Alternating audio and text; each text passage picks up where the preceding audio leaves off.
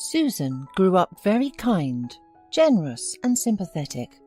She always shared sweets with other children in the yard and in class, helped her mum with house chores, and took care of their elderly neighbour when her health got really bad.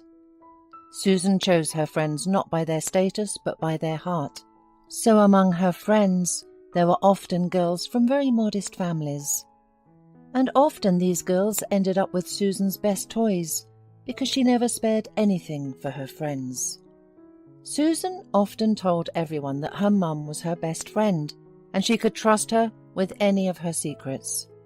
The girl was firmly convinced that her mum never hid anything from her either.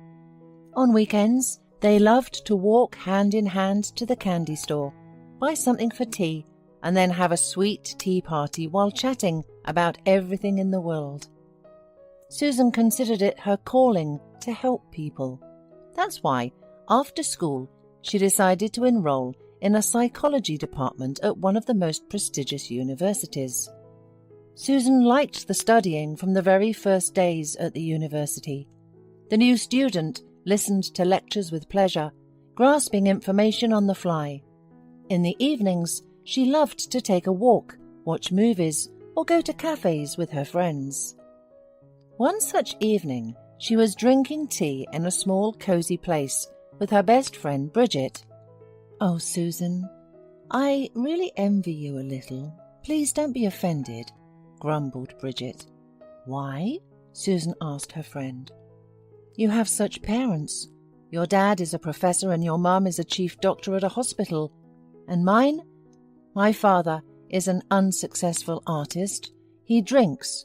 He's looking for himself. He's already over 50 and he's still crying that he's an unrecognized genius. And my mother is an unsuccessful model. She's always complaining that she wasted the best years of her life on my father."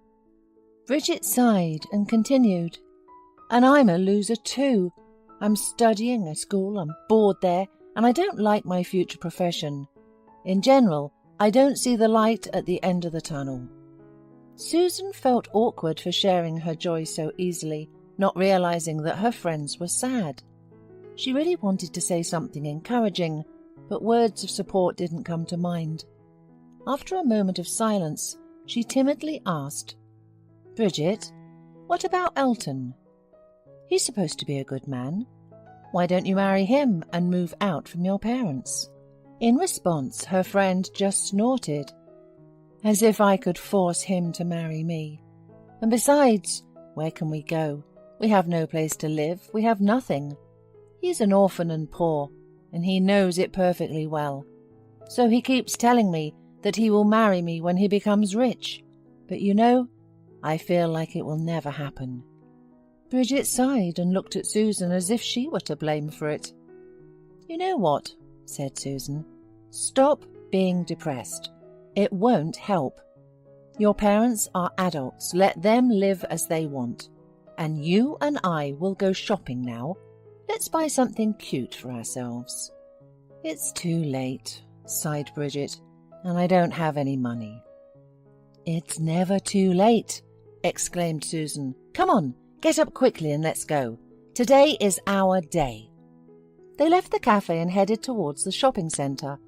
Enjoying the cool evening air, all the shops were open, giving the girls plenty of choices. They tried on stylish boots at the shoe store, trendy dresses from a youth brand, autumn coats from the new collection, and everything looked great on their slender figures. One dress stood out from the rest, an elegant, daring coral dress that stole their hearts at first sight. The friends tried it on one by one, and it suited each of them perfectly, making them look like queens.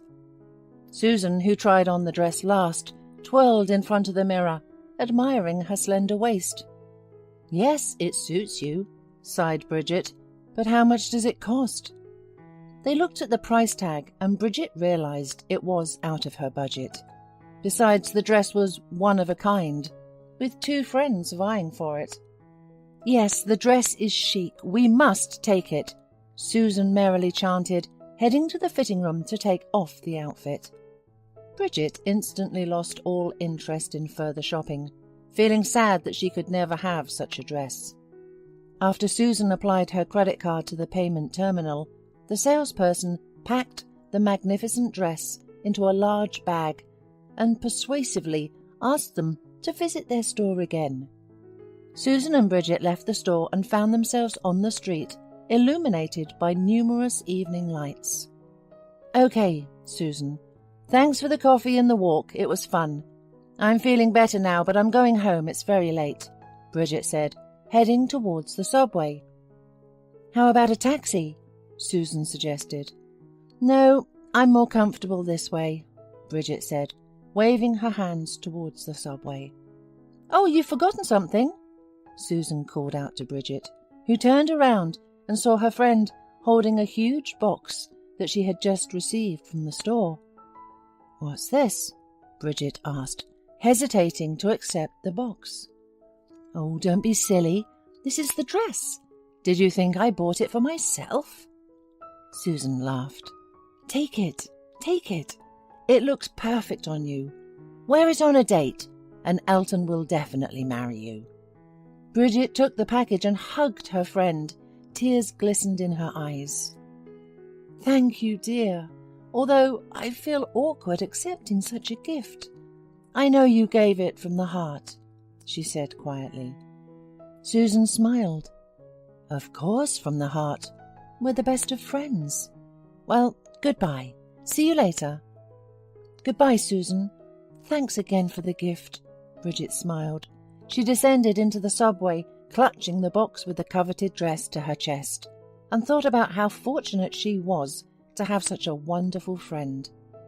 She would never envy her again, only wish her happiness. Midweek, the girls called each other. "Hey, Bridget, you won't believe it. My dad entrusted me with his old car. I'm going to learn to drive it. I have a license, but I rarely drive, and now I'm going to fix it," Susan reported cheerfully.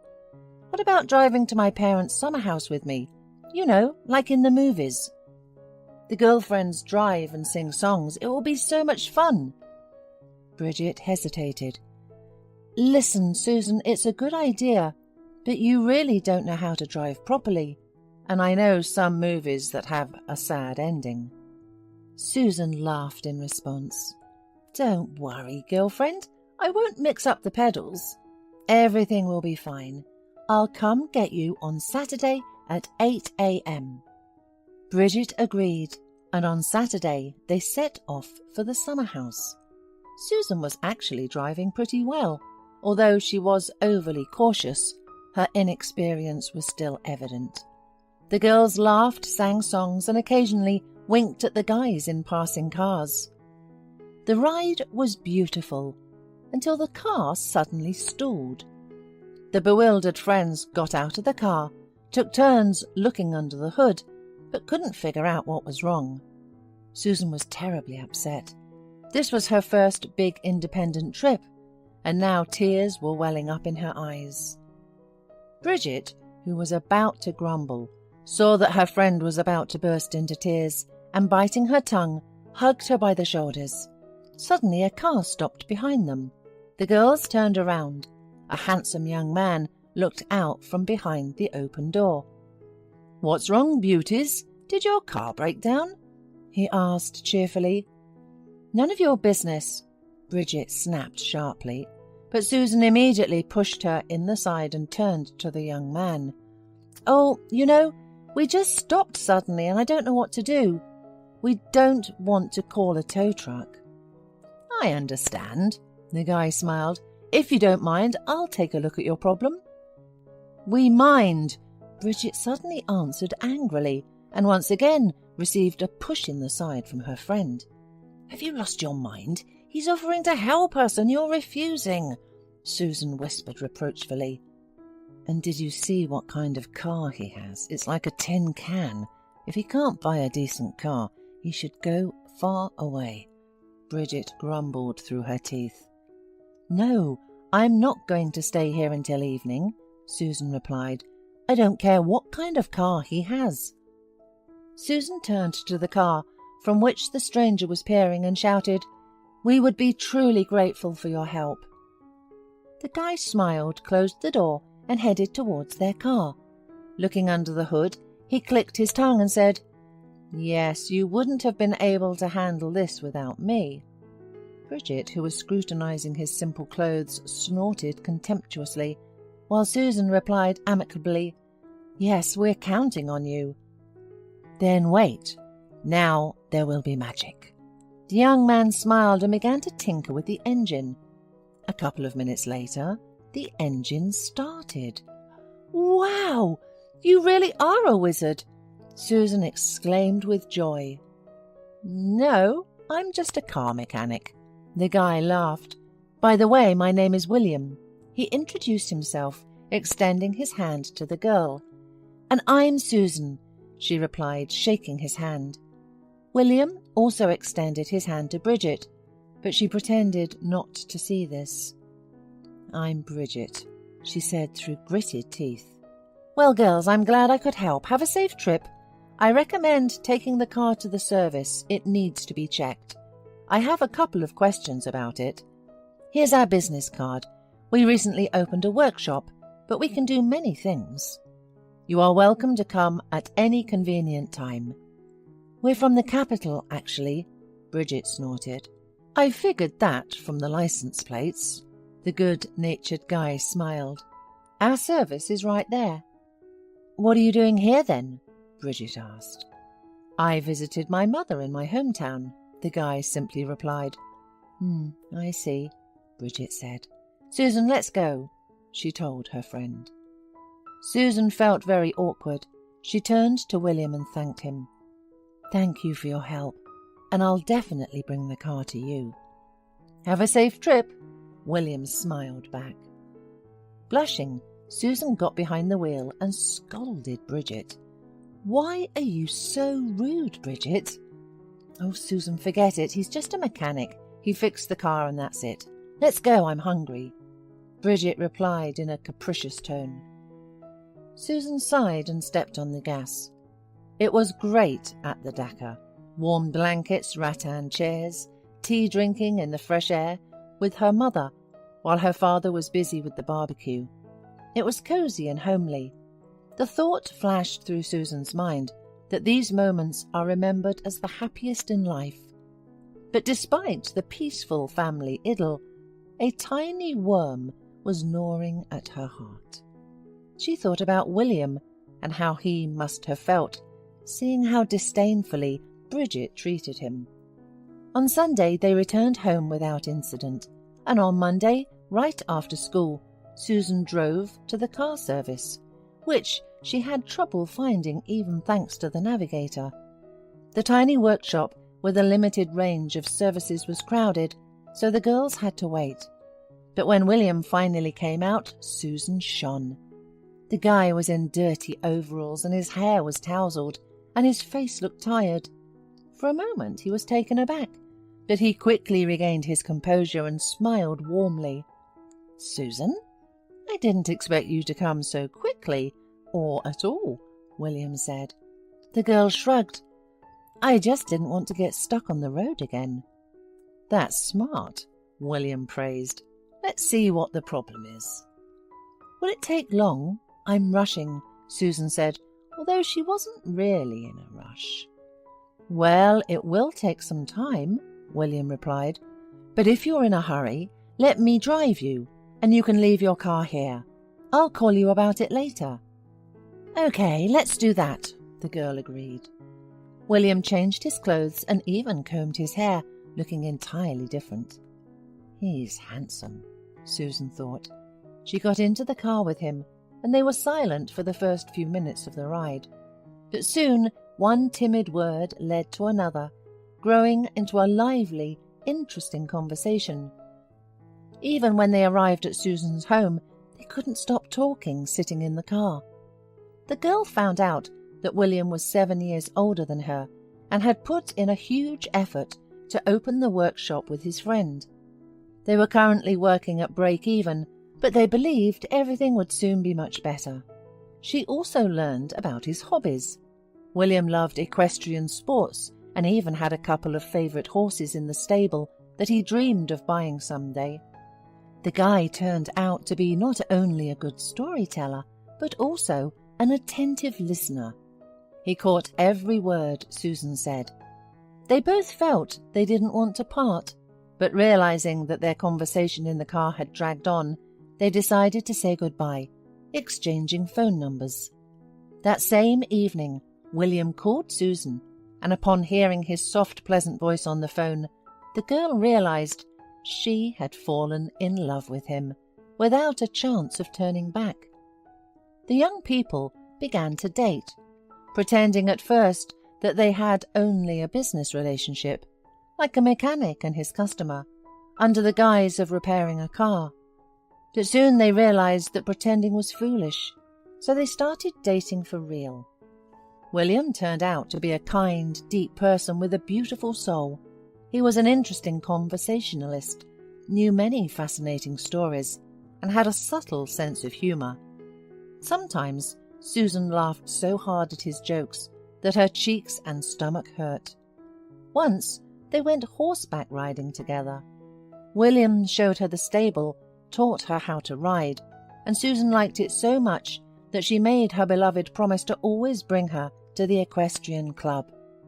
Every day, Susan fell more and more in love with William, discovering something new in him. Her classmates, who wore expensive brands and drove expensive cars to college, looked pale in comparison to this simple, sincere guy. Susan rejected any attempts to court her because she was faithful to William, and he genuinely didn't understand how such a beautiful, well-off girl from outside his circle could fall in love with him. Susan didn't tell Bridget about her relationship for a long time, and when she did, she regretted it deeply. "Who?" asked the friend incredulously. "That mechanic from the highway. You're crazy. Do you ride in his rusty car? I would be disgusted to sit there." "Oh, Bridget, you're exaggerating. He's not poor. He just has a business and can't spend money on frivolities right now," Susan justified. "Oh, Susan, you're so naive. Even Elton managed to get a good car, and although it's not new, I'm not ashamed to ride with him," Bridget continued. Susan sighed. She was tired of trying to convince her friend that money wasn't everything, but Bridget wouldn't back down. "And are you familiar with his parents?" "No, his mother doesn't live here, and we still haven't had a chance to meet her. He also rarely visits her because of work."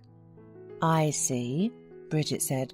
"I hope she's not an alcoholic or anything." "Oh, Bridget, stop it. His mother is normal. She just had him late in life. She's an elderly woman." "I see. And have you introduced him to your parents yet?" Bridget continued. "No, not yet." "I get it. You're embarrassed," Bridget summed up.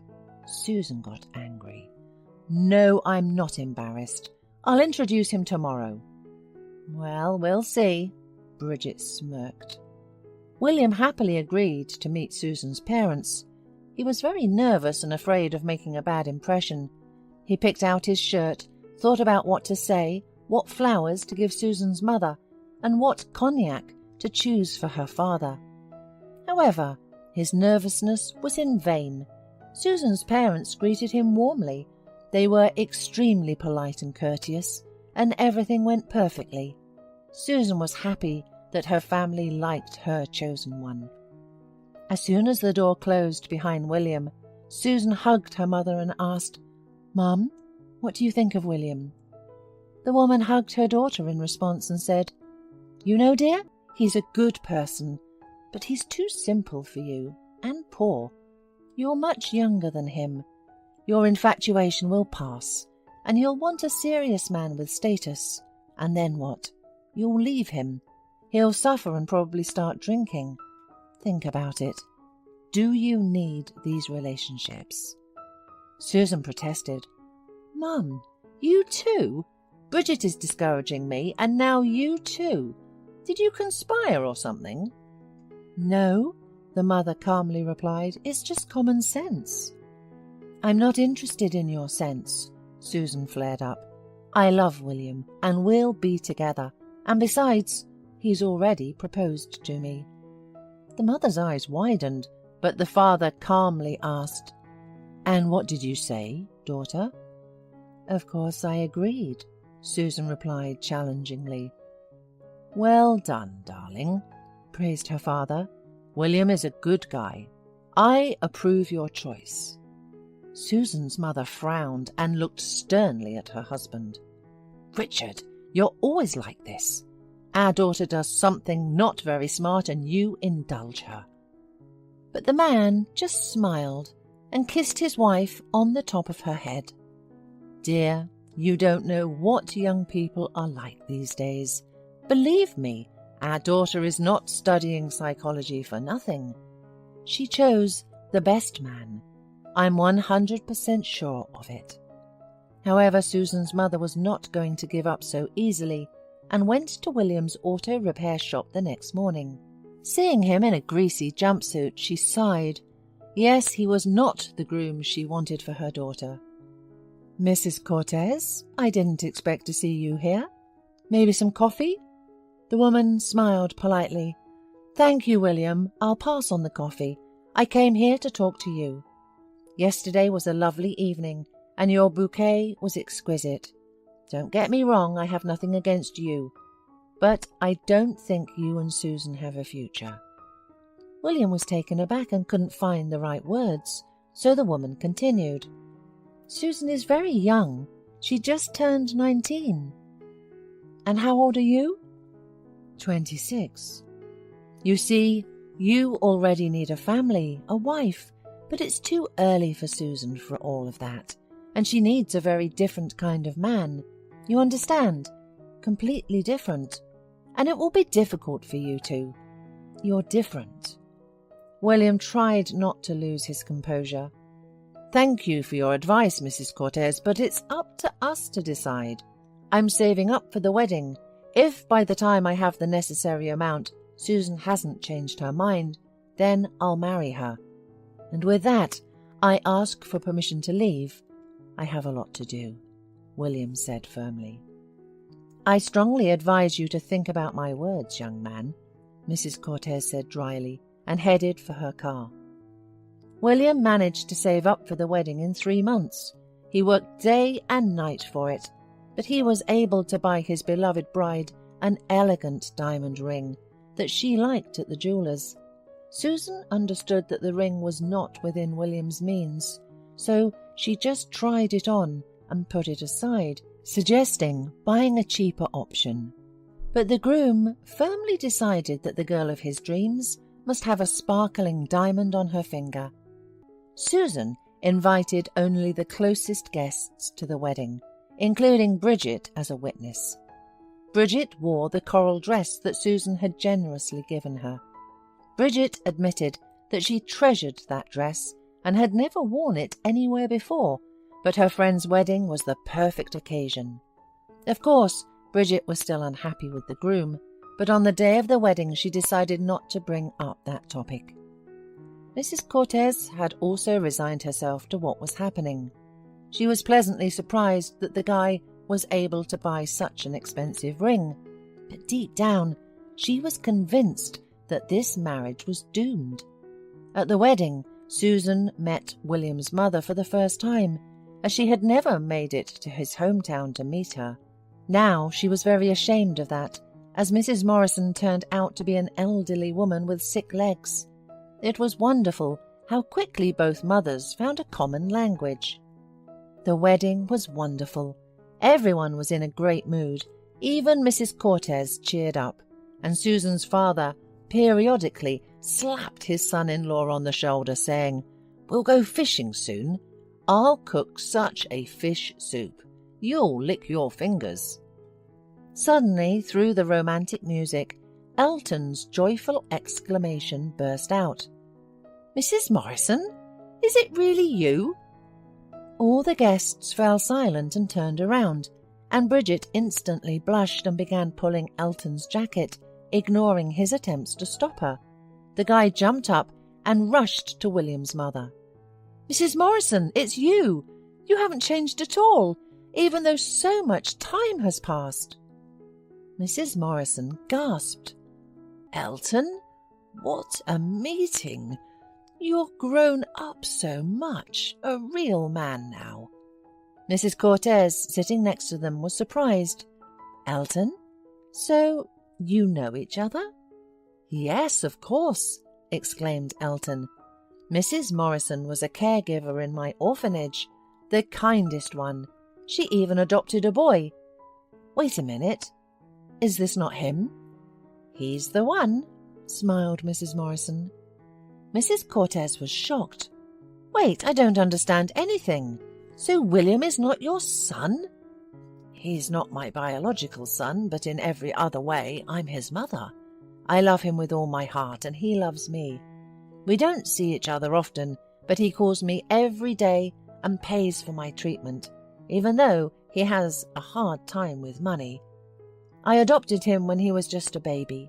The police took him from the gypsies.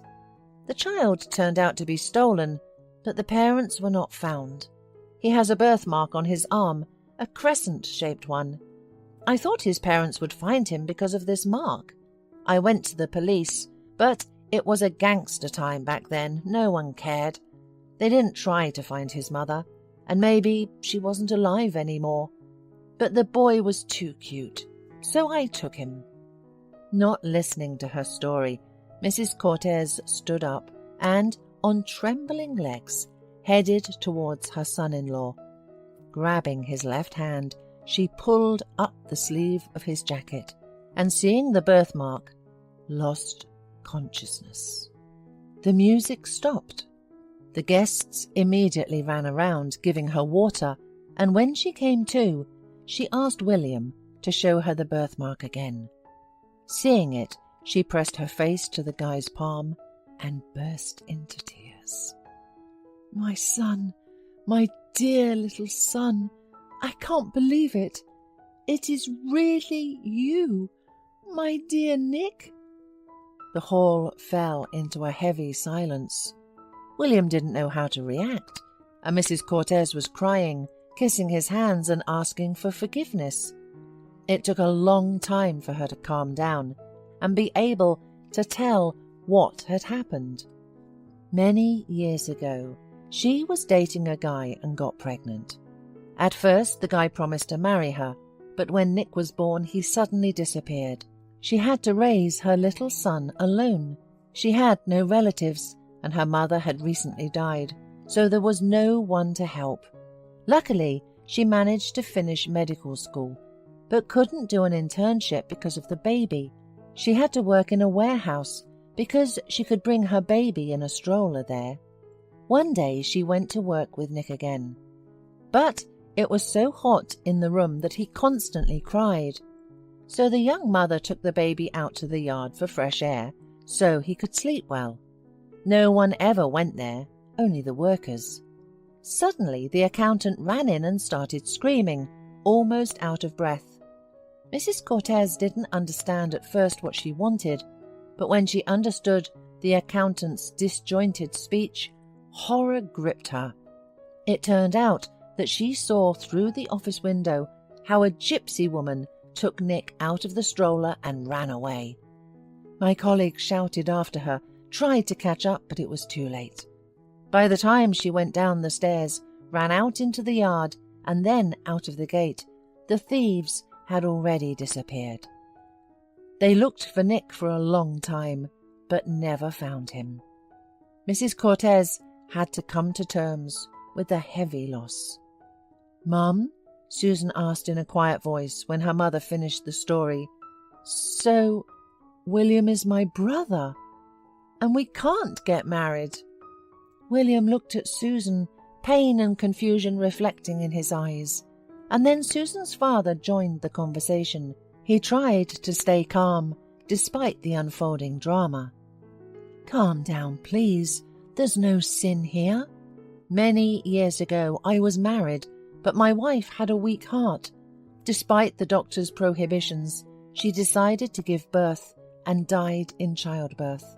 I was grieving terribly, didn't want to take care of my daughter, blamed her for my wife's death. But then a paediatrician woman from the children's hospital encouraged me so much, chose such words that my wings grew behind my back. I started to learn the role of a father and gradually grew to love my child so much that I couldn't imagine my life without her. And that woman was William's mother. We got married 2 years later, became a family. We never had any children of our own. Mrs. Cortez couldn't give birth again because of stress. I'm sorry, Susan, that we didn't tell you about your real mother. We wanted to spare you the pain. We'll show you pictures, tell you about her.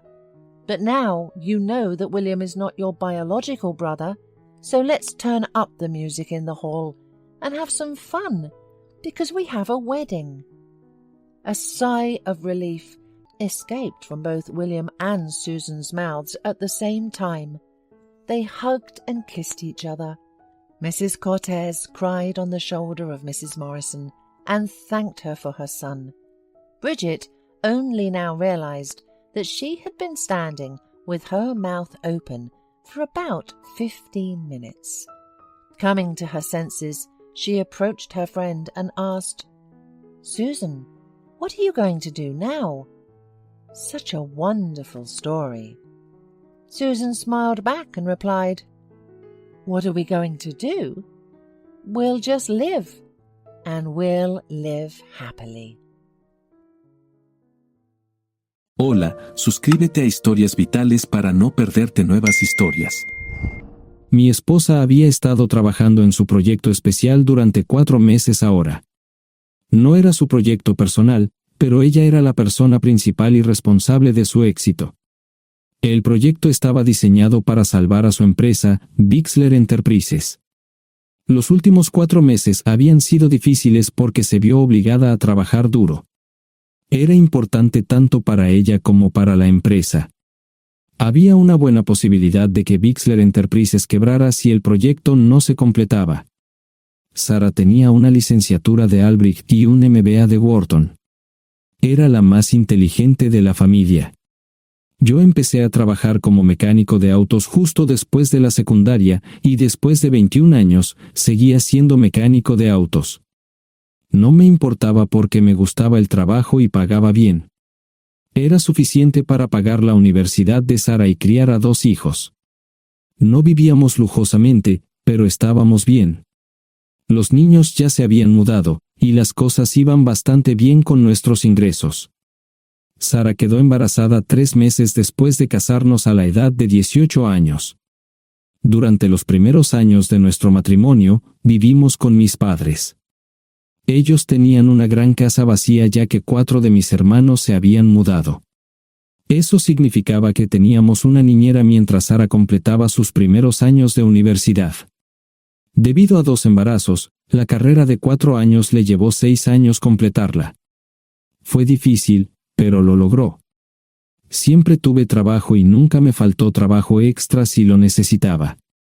Después de que Sara se graduó de Wharton, alquilamos nuestro propio lugar. Tuvo ofertas de trabajo de varias empresas grandes, pero todas requerían que nos mudáramos.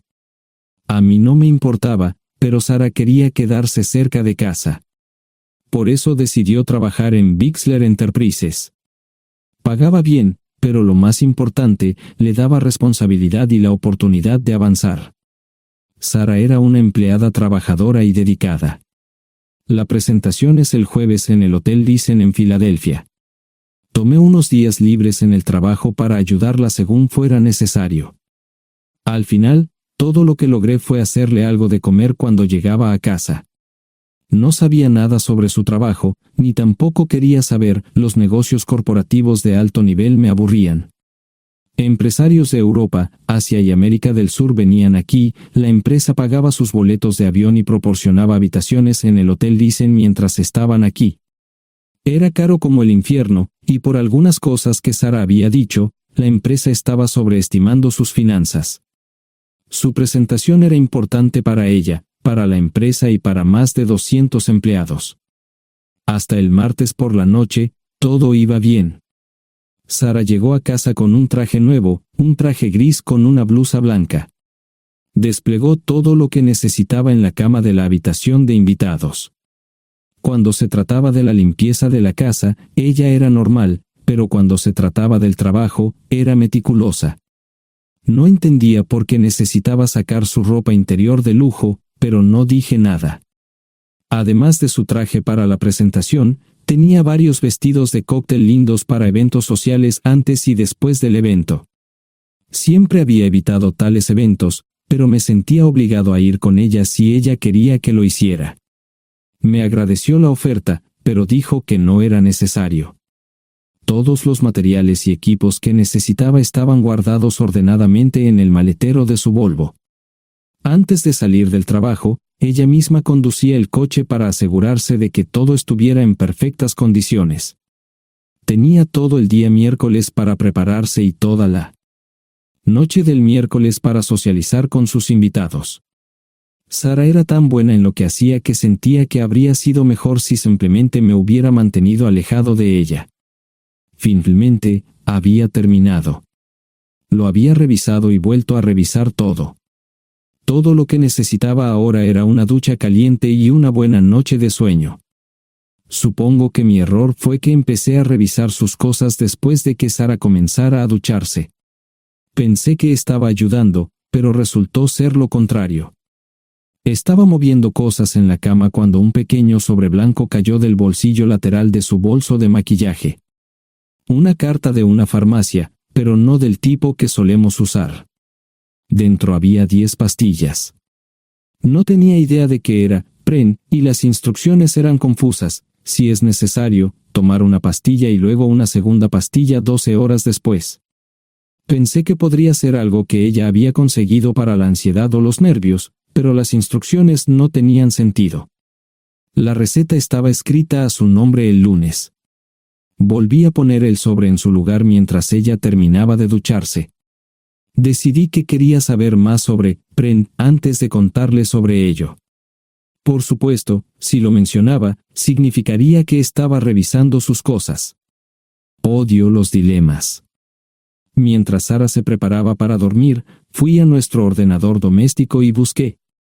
10 minutos después, me uní a mi esposa bajo las sábanas. Pasé toda la noche despierto, preguntándome por qué mi esposa había recogido una receta para la píldora del día después, especialmente después de que me hicieran una vasectomía hace 10 años. A la mañana siguiente, me levanté temprano, pero no estaba descansado. Di un largo paseo, esperando que despejara mi mente. Me dirigí hacia casa con reticencia, temiendo lo que podría hacer o decir cuando llegara allí. Mi hijo Joe se unió a la Marina después de la escuela secundaria y estaba en su primer año en San Diego. Nuestra hija Gloria se casó con su amor de la infancia el año pasado y acababa de mudarse a Dallas. Eso dejaba solo a Sara y a mí. Echaba de menos a los niños, pero esperaba envejecer con mi esposa. Ella era la única mujer que me había interesado, y ahora todo estaba. Si Sara estaba teniendo una aventura, lo ocultaba bien. Por supuesto, nunca la vigilé. Nunca miré sus correos electrónicos o llamadas telefónicas. No tenía razones para hacerlo. No tenía forma de saber qué estaba haciendo en el trabajo o después del trabajo. Confiaba en ella completamente. Ion, ¿dónde demonios has estado? ¿Quieres huevos o algo? No, solo café. No me sentía con muchas ganas de hablar. ¿Qué pasa, cariño? Solo son 3 días. Puedes venir si quieres, pero te aburrirás como una ostra. No, realmente no quiero ir, pero odio dejarte sola. Me preocupo cuando no estás aquí. Es muy dulce, querido, pero estará bien. No voy a salir del hotel en todo este tiempo. Pasaré la mayor parte del día asegurándome de que la sala de conferencias esté lista, y esta noche tendré una agradable charla con nuestros posibles clientes. Mañana, probablemente ni siquiera tendré la oportunidad de ir al baño.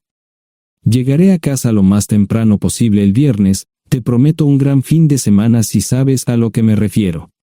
Todo eso suena bien, pero no puedes culparme por preocuparme. Soy un mecánico de autos, y tengo una esposa hermosa y exitosa. A veces tengo la sensación de que estás menos interesada en mejorar nuestra situación familiar que en avanzar en tu carrera. Detente, maldita sea, Ion. Siempre he respetado lo que haces para ganarte la vida y nunca he insinuado lo contrario. Criaste a 2 grandes niños y me pusiste a través de la universidad. Eres un gran esposo, un gran padre y un buen proveedor, y nunca olvides eso. Terminé mi café mientras ella recogía la mesa. ¿Quieres que te llame? No, no es una buena idea. Tendré el móvil apagado, y voy a apagar el teléfono de la habitación por la noche para poder dormir. Te llamaré siempre que pueda. La ayudé a cargar el coche, era tan meticulosa con eso como con todo lo demás. Trabajando, le llevaría 3 horas llegar al Hotel Thyssen. Me quedé en el porche y la vi marcharse. No me molesté en preguntarle por las pastillas. Pasé el resto de la mañana en el porche. No recuerdo haberme preocupado tanto como ahora. Me sentía pequeño e insignificante. Me sentía fuera de mi liga. Era un tipo de pueblo con un trabajo mediocre y una esposa exitosa. Era una combinación equivocada. Debería haberlo notado antes. Me sentía estúpido. El mejor traje que tenía era una chaqueta azul y un par de pantalones. Al menos tenía algunas corbatas, aunque tenían 10 años de antigüedad. Acababa de terminar de vestirme cuando sonó el teléfono fijo. Oye, cariño, solo quería avisarte de que llegué bien. ¿Tuviste un buen viaje? Supongo que el tráfico no estaba demasiado denso. Estuvo bien. Te llamaré esta noche. Ahora tengo que irme. Estoy en la habitación 714, Sara. Puedo estar en casa de mis padres o en la de mis hermanos esta noche si quieres llamarme a mi móvil. De acuerdo. Suena el teléfono móvil. Te quiero, tengo que irme. Me tomé mi tiempo para llegar a Filadelfia. No fui directo al Thyssen, primero me detuve y compré un filete con queso. Prometí hacer una larga noche. No estaba seguro de qué iba a hacer. Estacioné en el garaje del hotel y simplemente esperé. Tarde o temprano, tenía que entrar en el hotel. Simplemente no podía decidir cuándo hacerlo. El sonido de mi teléfono celular me ayudó a tomar mi decisión. Ion, solo quería avisarte de que todo se ha arreglado. Ahora voy a bajar para encontrarme con algunas personas y cenar. No olvidaste nada, ¿verdad? No, todo está bien. Tengo todo en mi habitación para mañana.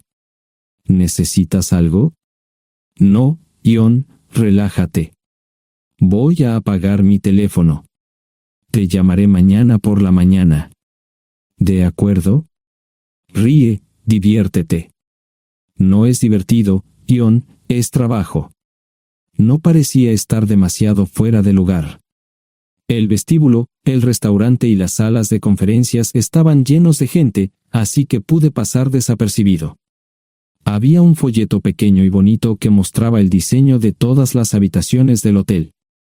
Me paseé por las diferentes habitaciones y me detuve en las paredes, mirando alrededor entre la multitud. No tenía ni idea de qué haría si Sara me veía. Lo averiguaría si y cuando eso sucediera. Encontré un tablero de eventos que enumeraba todas las habitaciones que estaban siendo utilizadas por los diversos grupos. Bixler Enterprises no tenía habitaciones disponibles para el miércoles por la noche. Esto me pareció interesante. Sara había dicho que no iba a salir del hotel, pero ahora no estaba tan seguro de eso. Había 3 comedores, familiar, informal y de alta cocina. A Sara no le gustaba mucho cenar con niños, así que fui primero al comedor informal. Solo me llevó 5 minutos asegurarme de que no estaba allí. Tuve mejor suerte en el salón gourmet, era una acogedora mesita encajada en la esquina, el tipo de mesa que la gente reserva para tener un encuentro privado. Sara llevaba un vestido de cóctel negro con un escote pronunciado y perlas, se veía elegante, y su acompañante parecía apreciarlo. Conocía a algunas personas con las que trabajaba Sara, y él no era una de ellas. Me resultaba familiar, pero no había forma de que pudiera recordarlo. Había muchas sillas libres, así que no tuve problemas para cruzar la sala. Había velas y pequeños candelabros de cristal en las mesas. Apagué la mía y le dije al camarero que me molestaba por el glaucoma. Pedí el plato de pollo de siempre y me acomodé. El camarero me sirvió el café por tercera vez. Disculpe, el tipo en la mesa de enfrente me parece muy familiar. ¿Sabes quién es? Sí, ese es Malcolm Eugene Foote. Es miembro del Consejo Municipal, se espera que se postule para el Congreso en los próximos años. ¿Es esa su esposa con él? Es muy bonita. No, esta es la primera vez que la veo. Siempre usa esa mesa para señoras especiales, si me entiende. Simplemente le sonreí y pedí la cuenta. Nunca había visto a Sara tan sensual con un hombre antes. Parecía captar cada palabra que decía, como si fuera Dios o algo así. No estaban haciendo nada inapropiado, pero tampoco era platónico ni profesional. Cuando me fui, estaban terminando su segunda botella de vino. Ahora entendía por qué se había llevado su lencería elegante. Me acomodé en una esquina del vestíbulo para que no me vieran. 10 minutos después, salieron del restaurante. Ella le tomaba la mano mientras caminaban por el vestíbulo hacia el ascensor. Observé cuidadosamente los indicadores de piso. Que el ascensor se detuviera en el tercer piso era una buena señal, significaba que no lo había llevado a su habitación. Era una mala señal cuando el ascensor no llegaba al séptimo piso, significaba que ella fue a su habitación. Por si acaso me equivocaba en algo, me senté en el vestíbulo y observé el ascensor durante 1 hora. La gente entraba y salía, pero Sara no estaba entre ellos. Saqué mi maleta vacía del coche y me dirigí al mostrador de recepción. Aunque podía demostrar que era su esposo, me costó trabajo conseguir una tarjeta llave. Se dieron después de llamar a la habitación, pero nadie respondió. Finalmente, estaba en camino a la habitación 714 con la tarjeta llave. Ni siquiera encendí las luces al principio, simplemente me senté en la oscuridad de la habitación durante más de 1 hora. No fue difícil asegurarme de que no regresara a la habitación. Primero, empacé todas sus ropas y pertenencias personales. No dejé nada atrás.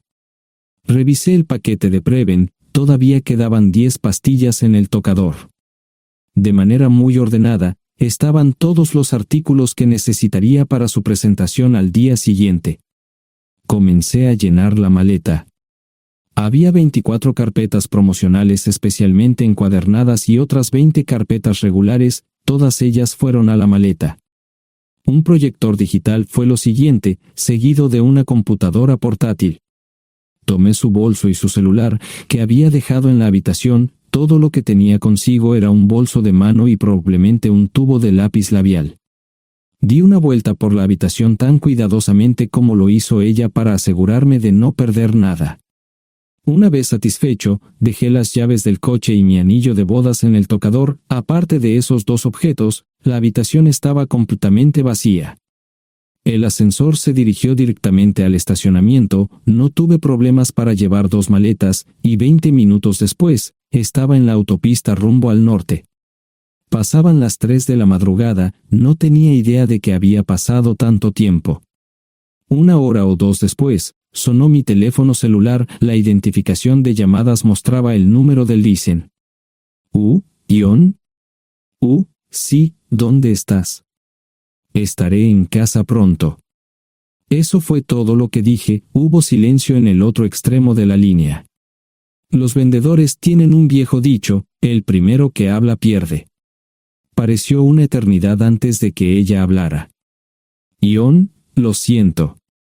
No preguntó nada y simplemente colgó. Apagué mi teléfono, era obvio que había regresado a su habitación. Más tarde ese día, tenía que dar una presentación que salvaría a su empresa y le daría un ascenso. Metí las maletas en el desván del garaje. Sara nunca iba allí y nunca pensó en buscar algo allí. Por supuesto, en este punto, estoy bastante seguro de que no importaba. Primero, recogí todas mis ropas y pertenencias personales. La mayoría de los hombres tienen sus propias herramientas, generalmente es un requisito para el trabajo. Pasé por la tienda, cargué las mías en el Subaru y recogí mi último cheque de pago. Para entonces, los bancos ya estaban abiertos, no tuve que hacer ninguna manipulación financiera complicada. Simplemente retiré todo el dinero de mis cuentas. Almorcé en Hagerstown, Maryland. Tenía suficiente dinero para vivir durante unos años, pero sabía que estaría buscando trabajo muy pronto. Sarah y yo éramos parecidos en eso de que a ambos nos encantaba trabajar. La voy a extrañar. Pasé un par de horas en las cuevas del Luray y alquilé una habitación cerca de Whitewell. No tenía idea de qué iba a hacer. Era sábado, y me encontré sentado en el acuario de Chattanooga, observando la naturaleza que nunca había visto antes. Pasé unas horas simplemente relajándome y decidí que era un buen lugar para estar. Compré un pase anual para el acuario y, para la hora de la cena, tenía un lugar donde quedarme. Era un remolque móvil en el parque, pero estaba amueblado y era económico. No necesitaba mucho. La primera cosa que haría el lunes por la mañana sería conseguir un trabajo. Un buen hombre de mantenimiento siempre puede conseguir un trabajo, especialmente si está dispuesto a trabajar duro.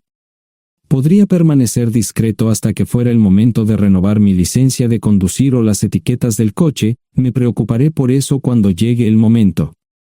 El domingo por la tarde, llamé a Gloria. Me sentí obligado a informarle sobre lo que estaba sucediendo, pero Sarah ya se lo había contado. Fue bastante franca con Gloria sobre lo que había pasado, dijo que había engañado, que la sorprendí, que me fui y que ella perdió su trabajo. Me sentí mal porque ella perdió su trabajo, pero ese era el precio que tenía que pagar. Le pedí a Gloria que le dijera a Josh lo que estaba sucediendo la próxima vez que hablara con él. También le dije que la llamaría aproximadamente una vez al mes para verificar cómo iban las cosas. No le dije dónde estaba. Para el mediodía del día siguiente, tenía un trabajo. En realidad, estaba a poca distancia del parque de remolques, con el Waffle House a mitad de camino. ¿Qué más podría querer un hombre? No sé cómo manejaron el papeleo, pero me estaban pagando $20 por hora sin hacer preguntas. Estaba feliz, y ellos también. Ni siquiera tendría que tocar el dinero que traje conmigo. Unos 2 meses después, Gloria me informó que Sarah se había mudado de la casa y estaba viviendo con sus padres. Gloria no sabía nada más, pero estaba feliz de que estuviera estable y le estuviera yendo bien. Josh me llamó desde San Diego solo para informarme que iba a hacer un crucero. Era técnico en aviónica en un portaaviones, intentó explicar qué hacía exactamente, pero estaba más allá de mi comprensión. Nunca supe mucho sobre cosas técnicas. Ambos tuvieron cuidado de no decir nada malo sobre su madre, aprecié eso. Después de eso, todo siguió como siempre. Comencé a hablar con Gloria al menos semanalmente, Josh y yo comenzamos a enviar correos electrónicos regularmente. Gloria hablaba regularmente con Sarah, pero decía muy poco sobre lo que estaba haciendo o dónde estaba. Nunca presenté la solicitud de divorcio, y parece que Sarah tampoco lo hizo. Tengo una licencia de conducir de Tennessee y las etiquetas en el Subaru. Comencé a frecuentar un bar local un par de veces al mes y tuve encuentros casuales, 2 mujeres se alternaban como mis compañeras nocturnas regulares. No buscaban compromisos, y yo tampoco, parecía funcionar bien para todos nosotros. La vida era buena. Eso fue hace mucho tiempo, y gradualmente olvidé a Sarah. Con el tiempo, el Subaru comenzó a darme problemas, había olvidado cuánto tiempo había pasado. Tenía más de 200,000 millas. Estaba reflexionando sobre esto con una jarra de cerveza un día cuando me di cuenta de que habían pasado casi 5 años desde que me fui de casa. Mantuve un contacto cercano con ambos hijos, Gloria ya tenía 2 hijos propios en este momento y quería que los visitara. Josh casi se casó con una mujer tailandesa, pero en el último momento, se negó. Por lo general, trabajaba 6 días a la semana y usaba el domingo para recuperarme del sábado por la noche. No había ninguna buena razón para que alguien llamara a la puerta de mi remolque a las 6 de la mañana de un viernes. Su grosería fue recompensada por un hombre medio desnudo abriendo la puerta. Los calzoncillos del día son repugnantes, y la dama en la puerta, juzgando por la expresión en su rostro, estuvo de acuerdo conmigo. Ella apartó la mirada, pero su compañero no parecía impresionado. Norm habría usado pantalones, pero en un momento como este, los invitados me molestaron. Estamos buscando a John Terrell. No los conozco. Me llamo David Simmons, y esta es mi esposa Mara. Tenemos un problema y esperamos que nos puedas ayudar. Lo siento mucho, no trabajo a altas horas de la noche. Si necesitan algo relacionado con su auto, tendrán que ir a la tienda. Esto provocó varias miradas en blanco y finalmente una respuesta. No tiene nada que ver con tu trabajo, es más un problema personal. ¿Podemos entrar? El interior del remolque lucía desordenado, rara vez tenía invitados, así que rara vez lo limpiaba. Incluso mis novias insistían en que fuéramos a su lugar. Hagan como en su casa, déjenme ponerme los pantalones enseguida. Al entrar en el dormitorio, dejé la puerta abierta solo para mostrarles lo hospitalario que soy. También me puse una camisa. ¿Les gustaría tomar café? Solo tomará unos 10 minutos. Aparté algunas cosas del sofá para que pudieran sentarse. No hubo respuesta a la pregunta del café. Tenemos una hija adoptiva de 4 años y otra de 2 que necesita un trasplante de médula ósea, y esperamos que nos puedas ayudar. Estamos dispuestos a pagarte si es necesario. ¿Con mi médula ósea? No, queremos usarla y estamos dispuestos a compensarte por cualquier inconveniente. Creo que quieren comprarla. Estaba actuando como un listillo, y de repente me di cuenta de ello. Estas personas eran serias, tenían un problema real y estaban buscando ayuda. Lo siento mucho, no quise interrumpir. Por favor, continúen. Nuestra mejor oportunidad de encontrar un donante es un familiar cercano. Eres nuestra mejor esperanza. Mira esto. No quiero ser un grosero, pero creo que se equivocaron de persona. ¿Cuándo nació su hija? Cumplirá 5 años en julio. Marche Simmons habló por primera vez, y sonó sincera. Odio ser el portador de malas noticias, pero me hice una vasectomía hace 15 años. No hay forma de que pueda ser su padre. ¿Por qué tu nombre estaba en el certificado de nacimiento? No puedo responder eso, tal vez deberían preguntarle a su madre. Esa afirmación fue recibida con silencio. Sentí pena por estas personas, pero no sabía cómo ayudarles.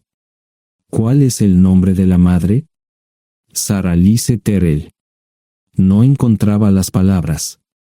Tal vez no debería haber tomado esas malditas pastillas de ella, por supuesto, entonces esas personas no tendrían una hija en absoluto.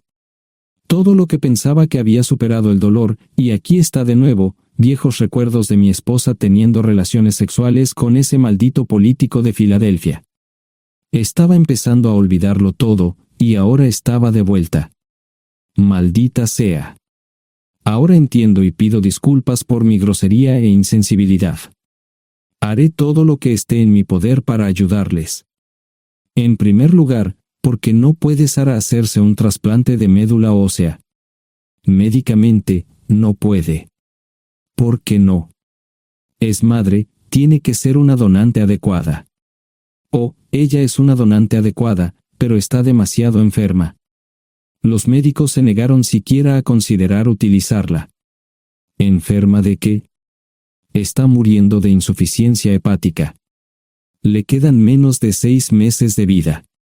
Esto no tiene sentido.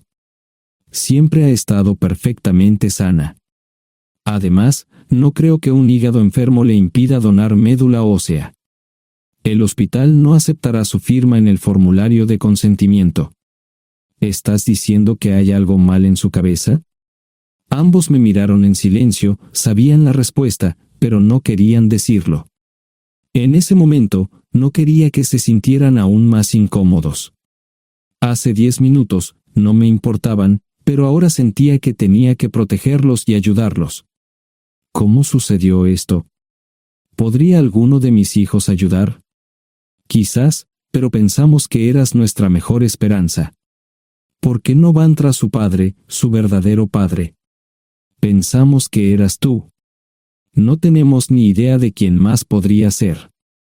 Sara no nos dijo nada sobre otro posible padre. De hecho, ella no estaba en condiciones de explicar nada, agregó Mara. Obtuvimos la mayoría de nuestra información de la agencia de adopción. Tuve que preparar café y hacer pis, permítanme un momento. Dejé a mis invitados sentados mientras preparaba el café. Solo tomó unos minutos.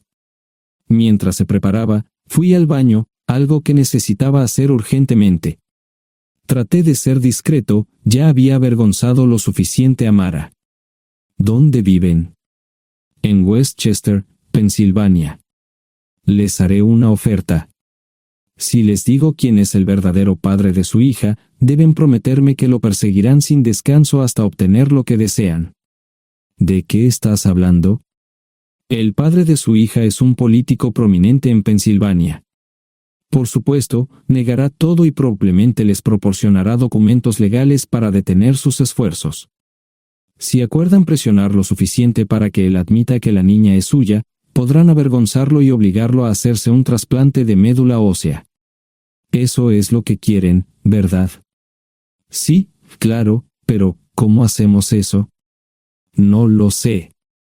Soy mecánico. Trabajo con metal para ganarme la vida. Creo que la mejor manera sería utilizar la televisión, la radio y los periódicos. Los políticos harán cualquier cosa para evitar una mala publicidad. ¿Tienen amigos que puedan ayudar? Bueno, ahora ambos estaban sonriendo.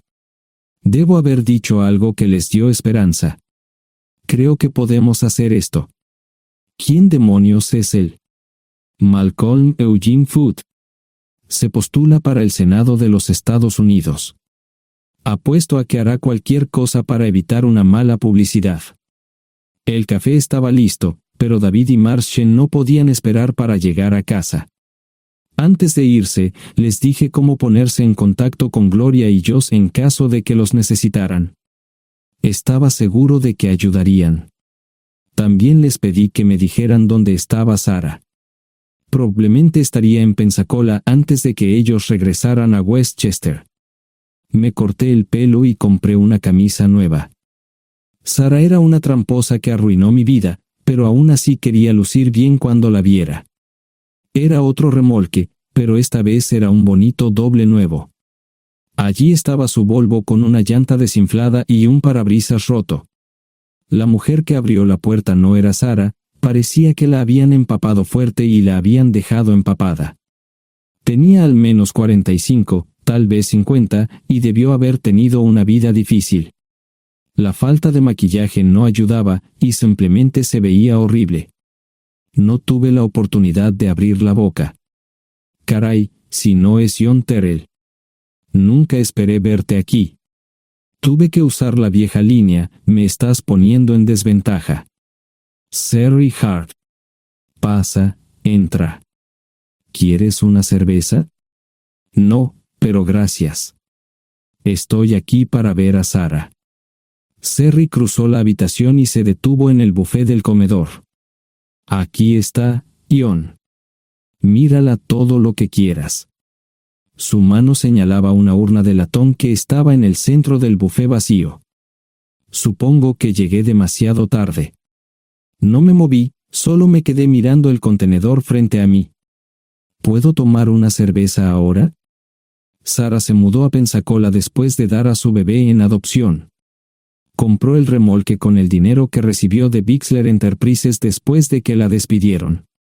Tenía una participación en las ganancias, 401k, y vacaciones y días de enfermedad. Eventualmente, consiguió un trabajo en una fábrica local de prendas de vestir donde trabajaba en el departamento de envíos. Allí fue donde conoció a Sherry. Sherry alquilaba una habitación de Sara. Cada centavo que Sara ganaba iba para el alcohol.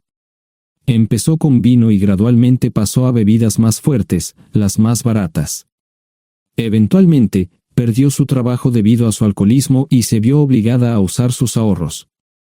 Nunca salió con nadie ni salió a ningún lado. Sherry se quedó con ella, pagó sus servicios públicos y compró alimentos que Sara no comía. Le llevó más de 3 años quitarse la vida. Increíblemente, ella tenía un testamento y me dejó un doble remolque y un Volvo. Sherry explicó que Sara estaba tan angustiada por lo que había hecho que simplemente se rindió. No intentó evitar el embarazo ni siquiera terminarlo. La adopción se había arreglado meses antes de que naciera el bebé. Nunca volvió a trabajar, excepto en los trabajos clandestinos que hacía mal. Sherry dijo que Sara no parecía tener ambición ni propósito en la vida. Sara hablaba mucho de mí pero tenía miedo de intentar contactarme. Gloria le dio mi número, pero nunca me llamó. Era como si su aventura de una noche la hubiera lastimado más a ella que a mí. Estuve allí durante 2 semanas y luego vendí el remolque de Sherry por $1 y obtuve $3,000 por el Volvo. 2 días después, estaba en Westchester visitando a mis nuevos amigos David y Marche. Malcolm Eugene Foot resistió al principio, pero David y Marche lo presionaron hasta que cedió. Insistió en pruebas de ADN, que demostraron que era el padre. Para salvar la cara, más o menos lo obligaron a someterse a un trasplante de médula ósea, que fue exitoso. La carrera política y la vida familiar de Malcolm no dejaron una impresión favorable. Su caída en las encuestas fue tan rápida que el partido lo reemplazó por otro candidato unos meses antes de las elecciones. Su esposa solicitó el divorcio y fue muy pública al respecto. Sara y yo estamos viajando ahora a Dallas para ver a Gloria y a mis nietos. No sé cuánto tiempo mantendré a Sara conmigo, probablemente hasta que tenga a alguien.